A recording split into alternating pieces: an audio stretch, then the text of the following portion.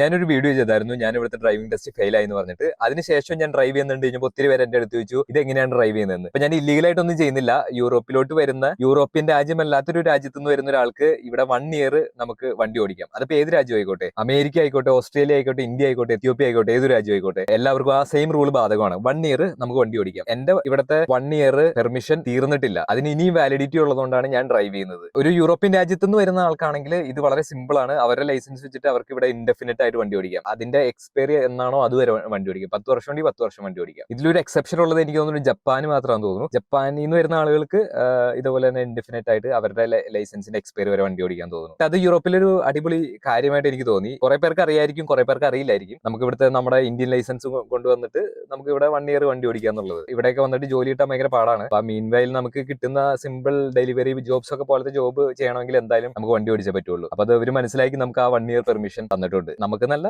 എല്ലാ രാജ്യത്തിനും.